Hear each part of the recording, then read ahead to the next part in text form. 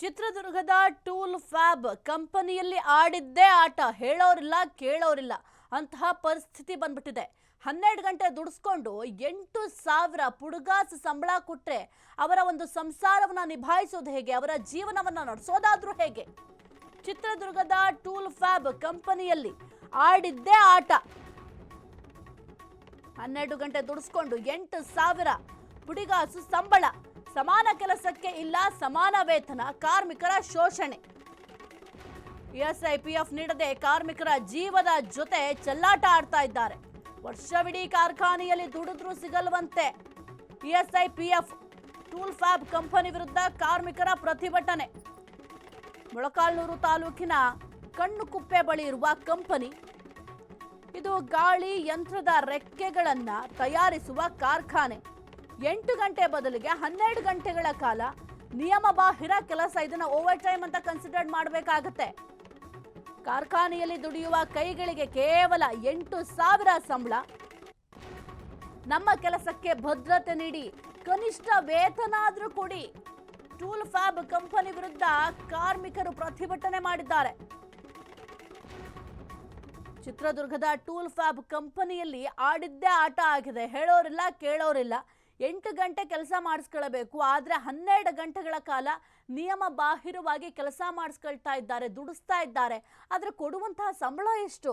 12 ಗಂಟೆಗಳ ಕಾಲ ಕೆಲಸ ಮಾಡಿದ್ರು ಕೂಡ ಕೇವಲ ಅವರಿಗೆ ಸಿಗೋದೆಷ್ಟು? ಬರೀ 8,000 ರೂಪಾಯಿ. 8,000 ರೂಪಾಯಿಗೋಸ್ಕರ 12 ಗಂಟೆಗಳ ಕಾಲ ಕೆಲಸ ಮಾಡಬೇಕು ಅಂತಂದ್ರೆ ಅವರ ಪರಿಸ್ಥಿತಿ ಏನಾಗಬೇಕು?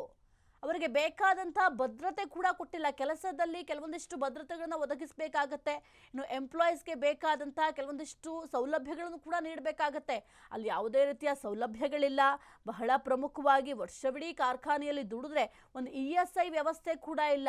ಅಟ್ಲೀಸ್ಟ್ PF ವ್ಯವಸ್ಥೆನಾದ್ರೂ ಇದೆಯಾ? ಇನ್ ಫ್ಯೂಚರಲ್ಲಿ ಕೆಲಸ ಬಿಟ್ಟಂತ ಸಂದರ್ಭದಲ್ಲಿ ಅನುಕೂಲ ಆಗತ್ತೆ ಅಂತ ಆದ್ರೆ ಆ ಒಂದು PF ವ್ಯವಸ್ಥೆ ಕೂಡ ಇಲ್ಲ. ಇನ್ನು ಕೆಲವೊಂದಿಷ್ಟು ನಿಯಮಗಳಿದ್ದಾವೆ.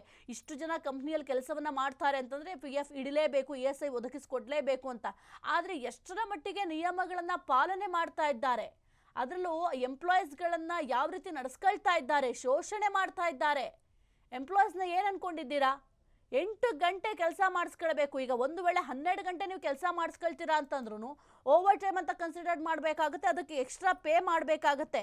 ಹಗಲಿರುಳು 12 ಗಂಟೆ ದುಡಿದ್ರು ಕಾರ್ಮಿಕರ ಕೈಗೆ ಸಿಗ್ತಾ ಇರೋದು ಕೇವಲ 8,000 ರೂಪಾಯಿ. ಈ 8,000 ರೂಪಾಯಿ ಅವ್ರ ಜೀವನ ನಡೆಸೋದಾದ್ರೂ ಹೇಗೆ? ಬಹಳ ಪ್ರಮುಖವಾಗಿ ಒಂದು PF ವ್ಯವಸ್ಥೆ ಇದೆಯಾ? ಇಲ್ಲ, ಅದು ಇಲ್ಲ. ESI ವ್ಯವಸ್ಥೆ ಇದೆಯಾ? ಅದೂ ಇಲ್ಲ. ಇನ್ನು ಕಾರ್ಮಿಕರ ಆರೋಗ್ಯ ಮತ್ತೆ ಭವಿಷ್ಯದ ಜೀವದ ಜೊತೆ ಚೆಲ್ಲಾಟ ಆಡ್ತಾ ಇರೋದು ಎಷ್ಟು ಸರಿ? ಇನ್ನು ಉದ್ಯೋಗ ಭದ್ರತೆ ಅನ್ನೋದನ್ನು ಕೇಳಂಗೇ ಇಲ್ಲ. ನ್ಯಾಯಯುತವಾಗಿ ಕನಿಷ್ಠ ವೇತನ ನೀಡಿ ಉದ್ಯೋಗ ಭದ್ರತೆಯನ್ನ ಒದಗಿಸಬೇಕು ಅಂತ ಈಗ ಆಲ್ರೆಡಿ ಆಗ್ರಹ ಮಾಡಿ ಒಂದು ಪ್ರತಿಭಟನೆ ಮಾಡ್ತಾ ಇದ್ದಾರೆ. ನೀವು ಗಮನಿಸ್ತಾ ಇದ್ದೀರಾ ಕೆಲವೊಂದಿಷ್ಟು ವಿಜುವಲ್ಸ್ಗಳಲ್ಲಿ ಯಾವ ರೀತಿ ಹೋರಾಟ ಮಾಡ್ತಾ ಇದ್ದಾರೆ ಅಂತ. ಯಾಕೆಂತಂದ್ರೆ ಈ ಮುಂದಿನ ದಿನಗಳಲ್ಲಿ ಅವ್ರ ಫ್ಯಾಮಿಲಿಗೂ ಕೂಡ ಅನುಕೂಲ ಆಗಬೇಕು ಅಂದ್ರೆ PF ಅನ್ನೋದು ಬಹಳ ಮುಖ್ಯ ಆಗುತ್ತೆ. ಲೇಬರ್ಸ್ ಡಿಪಾರ್ಟ್ಮೆಂಟಿಂದ ನಮ್ಗೆ ಬರೀ 8,000ನೇ ಕೊಡ್ತಾ ಇದ್ದಾರೆ. ಇಲ್ಲಿ ಇವ್ರು ಬಂದುಬಿಟ್ಟು ನಮಗೆ 12 ಅವರ್ಸ್ ಡ್ಯೂಟಿ ಮಾಡಿಸ್ತಾ ಇದ್ದಾರೆ. ಇವಾಗ ಇಲ್ಲಿಗೆ 6 ತಿಂಗಳು 8 ತಿಂಗಳಾಗಿದೆ ಹುಡುಗರಿಗೆ. 6 ತಿಂಗಳು 3 ತಿಂಗಳಾದ್ಮೇಲೆ ಮಾಡ್ತೀವಿ ಅಂತ ಹೇಳಿದ್ರು 16,000. ಆದರೂ ಒಬ್ಬರಿಗೆ ಮಾಡಿಲ್ಲ. ಇಲ್ಲಿಗೆ 6 ತಿಂಗಳು 8 ತಿಂಗಳಾಗಿದೆ ಹುಡುಗರದ್ದು ಎಲ್ಲರದ್ದು. ಅವರಿಗೆ ನಾವೆಲ್ಲರಿಗೆ ಮಾಹಿತಿ ಕೊಟ್ಟಿರ್ಬಿಟ್ಟು ಯಾರು ಬಂದು ಇಲ್ಲಿ ಫ್ಯಾಕ್ಟ್ರಿ ಹತ್ರ ರೆಸ್ಪಾನ್ಸೇ ಮಾಡಿಲ್ಲ. ಅವರು ನಮ್ಮ ಇವ್ರು ಬಂದು GMD ಏನು ಕೇಳಕ್ಕೆ ಹೋಗಿದ್ರು ಬಿಟ್ಟು ನಮಗೆ ದಬಾಯಿಸೋಕ್ಕೆ ಇದು ಮಾಡ್ತಾ ಇದ್ದಾರೆ. ನೀವು ಫಸ್ಟ್ ಗೇಟಿಂದ ಹೊರಗೆ ಹೋಗ್ರಿ, ನಿಮ್ಗೆ ಏನು ಅಧಿಕಾರ ಇದೆ ನಮ್ಗೆ ಕೇಳೋಕ್ಕೆ ಎಂಬ ಲೆಕ್ಕದಾಗ ಹೇಳ್ತಾರೆ. ಇಲ್ಲಿ ಬಂದು ಬೇರೆ ಕಂಟ್ರಿಯಿಂದ ಬಿಹಾರದವ್ರನ್ನ ಇಲ್ಲಿ ಕರೆಸಿದ್ದಾರೆ. ನಮ್ಮ ಲೋಕಲ್ದವ್ರನ್ನ ಎಲ್ಲರನ್ನ ತೆಗೆದಾಕಿ ಅವ್ರ ಕಡೆಯಲ್ಲಿದ್ದ ಕೆಲಸ ಮಾಡಿಸ್ಕೊಳಕ್ಕೆ ಪ್ಲ್ಯಾನ್ ಮಾಡ್ತಾ ಇದ್ದಾರೆ. ಚಿತ್ರದುರ್ಗ ಜಿಲ್ಲೆ ಮೊಳಕಾಲ್ಮೂರು ತಾಲೂಕಿನಿಂದ ಮಾತಾಡ್ತಿದ್ದೀವಿ. ಕಣಕುಪ್ಪೆ ಹತ್ರ ಇಲ್ಲಿ ಟೂಲ್ ಟ್ಯಾಬ್ ಅಂತ ಕಂಪ್ನಿ ಹಾಕಿದ್ದಾರೆ. ಇದರೊಳಗಡೆ ಸಮಸ್ಯೆ ಏನಂದರೆ 12 ಅವರ್ ಡ್ಯೂಟಿ ಮಾಡ್ತಾರೆ, 8,000 ರೂಪಾಯಿ ಸ್ಯಾಲ್ರಿ ಕೊಡ್ತಾರೆ. 6 ತಿಂಗಳಾದಮೇಲೆ 12,000 ಕೊಡ್ತೀನಿ ಅಂತಂತ ಹೇಳಿದ್ದಾರೆ. ಅವ್ರು ಕೊಡಲ್ಲ, ಆಗಲ್ಲ. ಸುಮ್ಮನೆ ಹೇಳ್ತಾ ಇದ್ದಾರೆ, ಮಾತಿಗಂತ ಹೇಳ್ತಾರೆ. ಅವ್ರು ಬರಬೇಕು, ಇವ್ರು ಬರಬೇಕು, GMD ಬರಬೇಕು, ಅವ್ರು ಬರಬೇಕು ಅಂತ ಹೇಳಿ ಸುಳ್ಳು ಮಾಹಿತಿಯನ್ನು ನೀಡ್ತಾ ಇದ್ದಾರೆ. ಈ ಕಂಪ್ನಿಗೆ ಏನು ಸೌಲಭ್ಯವನ್ನು ನೀಡ್ತಾ ಇಲ್ಲ. ಇವರು ಕೇಳೋದಕ್ಕೆ ಏನೂ ಆನ್ಸರ್ ಮಾಡ್ತಾ ಇಲ್ಲ. ಅಷ್ಟೊಂದಕ್ಕೆ ಡಿಸೆಂಬರ್ ತಿಂಗಳ ಜಾಯ್ನ್ ಆಗಿದೆ. ಇವಾಗ 8 ತಿಂಗಳು ರನ್ನಿಂಗ್ ಆಗ್ತೈತೆ. ಇದುವರೆಗಾಗಲಿ 8,000 ಸ್ಯಾಲ್ರಿ ಕೊಡ್ತಾ ಇರೋದು. 12 ಅವರ್ಸ್ ಡ್ಯೂಟಿ. ಏನನ್ನ ಕೇಳಕ್ಕೆ ಹೋದರೆ ತೆಲುಗಲ್ಲಿ ಬೈತಾರೆ, ಹೀಗೆ ಅಂತಾರೆ, ಏನೇನೋ ಮಾತಾಡ್ತಾರೆ. ಕಾರ್ಮಿಕರಿಗೆ ಮಾತ್ರ ಏನು ಬೆಲೆ ಇದೆ. ಇವಾಗ ನಮ್ಮನ್ನು ಹೊರಗೆ ಆಗಿರೋ ಕಾರಣ ಬೆಳಗ್ಗೆ ಬಂದು ಸರ್ ನಮಗೆ 12 ಅವರ್ಸ್ ಸಿಗಲ್ಲ, 8 ಅವರ್ ಡ್ಯೂಟಿ ಮಾಡೋದಕ್ಕೆ ನಮ್ಮನ್ನು ಹೊರಗೆ ಹಾಕಿದ್ದಾರೆ. ಯಾವ ಕಾರಣ? ಇದನ್ನು ನೀವು ಕೂಡ ಕೇಳಿಸ್ಕೊಂಡ್ರಿ, ಕಾರ್ಮಿಕರು ಏನೆಲ್ಲ ಕೆಲವೊಂದಿಷ್ಟು ಆರೋಪಗಳನ್ನ ಮಾಡಿದ್ರು ಅಂತ ಸರಿಯಾಗಿ ರೆಸ್ಪಾನ್ಸ್ ಮಾಡಲ್ಲ, ಜೊತೆಗೆ 8 ಗಂಟೆಗಳ ಕಾಲ ಕೆಲಸವನ್ನು ಮಾಡಿಸ್ಕೊಳ್ಬೇಕು, ಅದರ ಬದಲು 12 ಗಂಟೆಗಳ ಕಾಲ ನಮ್ಮ ಬಳಿ ದುಡಿಸ್ಕೊಳ್ತಾರೆ, ಕೇವಲ 8,000 ರೂಪಾಯಿ ಮಾತ್ರ ಕೊಡ್ತಾರೆ.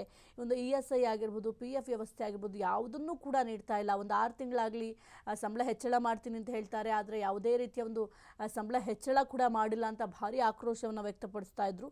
ಇನ್ನು 20 ಅಥವಾ ಅದಕ್ಕಿಂತ ಹೆಚ್ಚು ಕಾರ್ಮಿಕರೇನಾದರೂ ಯಾವುದೇ ಸಂಸ್ಥೆ ಆಗಿರ್ಬೋದು ಅಲ್ಲಿ ಕೆಲಸ ಮಾಡ್ತಾರೆ ಅಂತಂದರೆ ಅವರಿಗೆ ಬಹಳ ಪ್ರಮುಖವಾಗಿ PF ಸೌಲಭ್ಯವನ್ನು ಕಲ್ಪಿಸ್ಕೊಡೋದು ಕಡ್ಡಾಯ ಮಾಡಲಾಗಿದೆ. ಆದರೆ ಆ ನಿಯಮವನ್ನೇ ಇಲ್ಲಿ ತಳ್ಳಿಹಾಕಲಾಗಿದೆ. ಕಾರ್ಮಿಕರ ಮೂಲ ವೇತನ ಏನಿದೆ ಅದರಲ್ಲಿ 12% ಹಣ ಕಡಿತ ಆಗಿ ಅಷ್ಟೇ ಮೊತ್ತವನ್ನು ಕಂಪನಿ ಸೇರಿಸಿಕೊಡೋದು ಈ PF ಹಣ ಅಂತ ಹೇಳಲಾಗುತ್ತೆ. ಯಾಕೆಂದರೆ ಮುಂದೆ ಏನಾದರೂ ಒಂದು ವೇಳೆ ಕೆಲಸ ಬಿಟ್ಟಂತಹ ಸಂದರ್ಭದಲ್ಲಿ ಎಂಪ್ಲಾಯೀಸ್ಗೂ ಕೂಡ ಅನುಕೂಲ ಆಗಬೇಕು ಅಂತ ಕೆಲವೊಂದಿಷ್ಟು ಕಾರ್ಮಿಕರ ಪರವಾಗಿ ನಿಯಮಗಳಿದ್ದಾವೆ.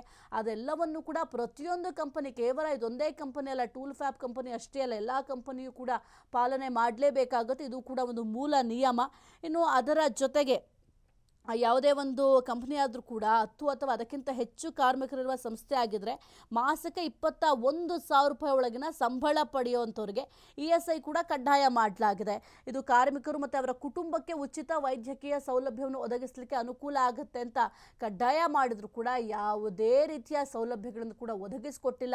ಈಗ 12 ಅವರ್ಸ್ ಡ್ಯೂಟಿ ಮಾಡಿಸ್ಕೊಳ್ತಾರೆ ಅಂತಂದರೆ ಅದು ಓವರ್ ಟೈಮ್ ಅಂತ ಕನ್ಸಿಡರ್ಡ್ ಆಗುತ್ತೆ, ಎಕ್ಸ್ಟ್ರಾ ಸ್ಯಾಲ್ರಿಯನ್ನು ಪೇ ಮಾಡಬೇಕು. ಆದರೆ ಬರೋ ಸ್ಯಾಲ್ರಿನೇ ಬಹಳ ಕಡಿಮೆ, 8,000. ಅದರಲ್ಲಿ ಓವರ್ ಟೈಮ್ಗೆ ಎಲ್ಲಿ ಪೇ ಮಾಡ್ತಾ ಇದ್ದಾರೆ, ಎಷ್ಟೆಲ್ಲ ಶೋಷಣೆಗಳನ್ನು ಮಾಡ್ತಾ ಇದ್ದಾರೆ, ನಮಗೆ ಬಹಳ ಕಷ್ಟ ಆಗ್ತಾ ಇದೆ ಅಂತ ಕಾರ್ಮಿಕರು ತಮ್ಮ ಅಳಲನ್ನು ಕೂಡ ತೋಡ್ಕೊಂಡ್ರು. ಅದನ್ನು ಕೂಡ ನೀವು ಗಮನಿಸಿದ್ರಿ, ಕಾರ್ಮಿಕರು ಏನೆಲ್ಲ ಮಾತನಾಡಿದ್ರು ಅಂತ.